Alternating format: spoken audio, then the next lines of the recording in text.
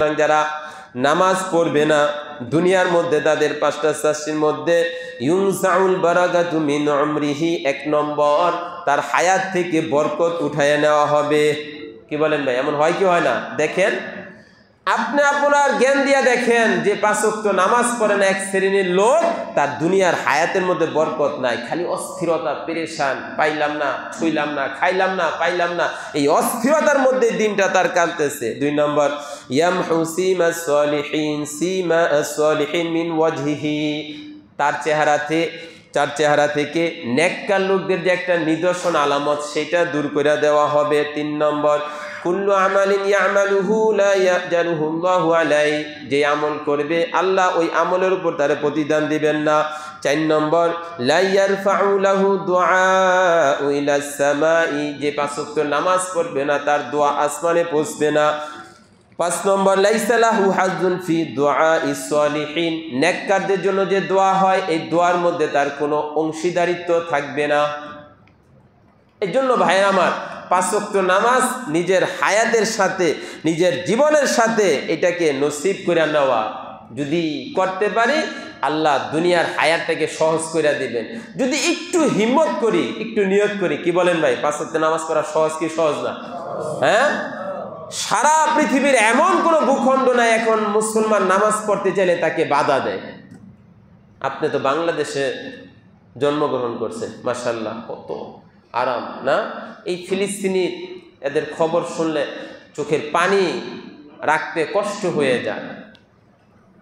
চীন মন্তব্য করেছে পুরা গাজাটা উন্মুক্ত কারাগার, যেখানে একটা মানুষের নামাজ পড়বে, খানা খাবে, ৫টা মিনিট সে একটু নির্ভয়ে নির্বিঘ্নে বসবে, তার কোনো নিরাপত্তা নাই। কি অবস্থার মধ্যে আছে? আর আপনি আমি কি অবস্থার মধ্যে আছি বলেন? তাদের তুলনায় দুনিয়ার হায়াতটা আমার আপনার বাংলাদেশের মুসলমানদের জন্য জান্নাত না? বলেন, আপনি রাস্তায় যাবেন, কোন আতঙ্ক আছে? নামাজ পড়লে কেউ বাধা দেয়? আপনার স্ত্রী, আপনার মেয়ে, আপনার ছেলের বউ পাক করছে, গিয়া খাইবেন। এই বর্তমান ফিলিস্তিনিতে যারা গাজায় আছে তাদের কিসের নিরাপত্তা আছে? তারপরে মুসলমান আরামে আছি, নামাজের খবর নাই, সুখে আছি, আল্লাহরে ডাকার খবর নাই, আল্লাহর নেয়ামত ভোগ করতেছি, আল্লাহর গোলামি করার ধারে না। আপনি ফ্যাক্টরি চালান, আপনার ওয়ার্কার ৮টার জায়গায় ৮:১০ আইলে মানে আপনার চোখ লাল হয়ে যায়, হয় কি হয় না? বলেন, হয় কি হয় না? আর যার নেয়ামত প্রতিটা সেকেন্ডে সেকেন্ডে ভোগ করতেছি, ওই খোদারে বৃদ্ধাঙ্গুলি দেখাইতেছি। ৩টা মুসিবত মৌতের সময়। ১ নম্বর ফাইন্নাহু ইয়ামুতু জালিলান, যে নামাজ পড়বে না সে লাঞ্ছিত অবস্থায় দুনিয়ার থেকে বিদায় নিবে। ইয়ামুতু জাইআন, সে ক্ষুধার্ত অবস্থায় দুনিয়ার থেকে মৃত্যুবরণ করবে। ইয়ামুতু আতশানান, তৃষ্ণার্ত অবস্থায় দুনিয়ার থেকে মৃত্যুবরণ করবে। কি বলেন ভাই, অভিজ্ঞতায় দেখা যায় কি যায় না? অনেক আল্লাহর বান্দা নামাজ পড়ে না, মৌতের সময় যে তার আকৃতি বিকৃতি, তার অবস্থা হয়, পানি করতে করতে দুনিয়ার থেকে বিদায় নেয়, হয় কি হয় না? কি বলেন ভাই, আপনাদের সামনে অনেকে মৃত্যুবরণ করে না? আবার অনেক আল্লাহর বান্দা আছে তার ঠোঁটটা পর্যন্ত কাঁপে না, এইভাবে দুনিয়ার থেকে বিদায় নেয়। আছে কি নাই? আছে। হ্যাঁ, এর জন্য ভাই নামাজের সাথে আমাদের সম্পর্ক করা দরকার কি দরকার না? কি বলেন ভাই, দরকার কি দরকার না?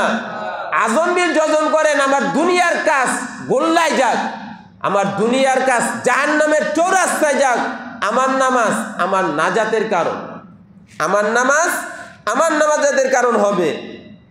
এর জন্য ভাইয়েরা নামাজকে ধরি। যারা ৫ ওয়াক্ত নামাজ পড়বে না, ১ নম্বর মৌতের সময় সে লাঞ্ছিত, অপদস্থ, জালিলান অবস্থায় মৃত্যুবরণ করবে, ক্ষুধার্ত অবস্থায় মৃত্যুবরণ করবে, তৃষ্ণা অবস্থায় মৃত্যুবরণ করবে।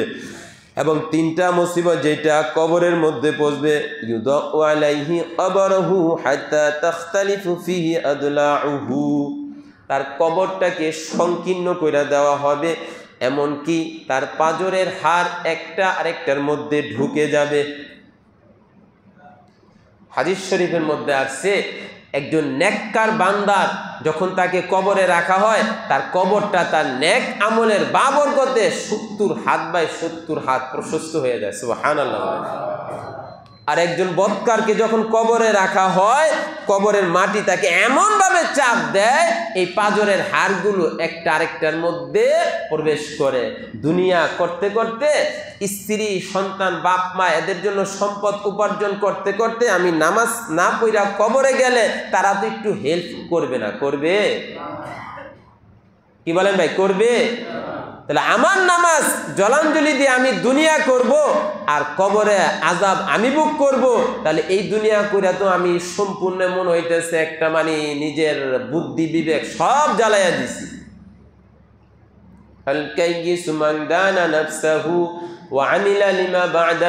রাসূল বলেন, উম্মত তোমাদের মধ্যে সবচেয়ে জ্ঞানী ব্যক্তি যে চিন্তা করে এবং পরকালের জন্য আমল করে। আমি দুনিয়া করতে করতে আমার নামাজ জলাঞ্জলি, তাহলে দুনিয়া করে লাভ কি বলেন? আল্লাহ আমাদেরকে বোঝার তৌফিক দান করুক।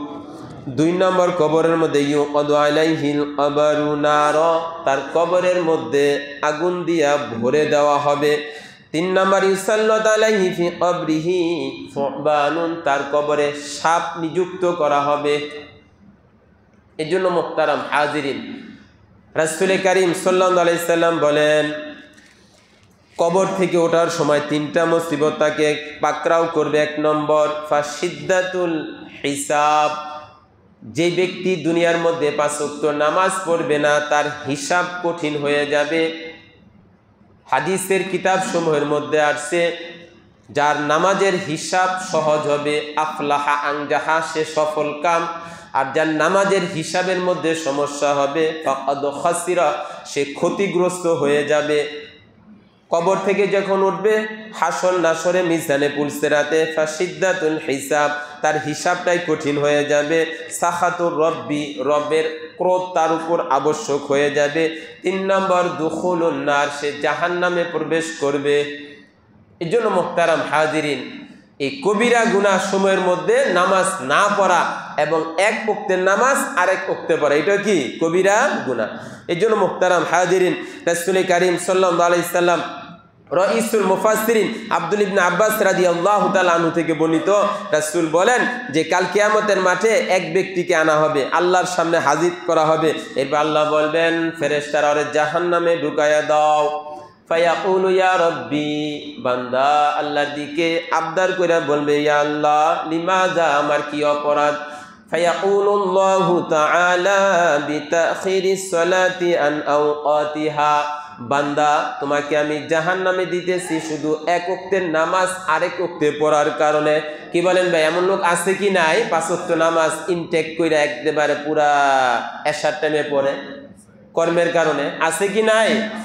সুতরাং যে এক ওয়াক্তের নামাজ আরেক ওয়াক্তে পড়ার কারণে জাহান্নামে যায়, মান লা ইউসাল্লি, যে নামাজই পড়ে না তার কি হবে? এক ওয়াক্তের নামাজ যদি আরেক ওয়াক্তে পড়ার কারণে জাহান্নামে যাইতে হয়, যে নামাজই পড়ে না তার কি হুকুম হবে? ফয়সালা আপনারা করেন।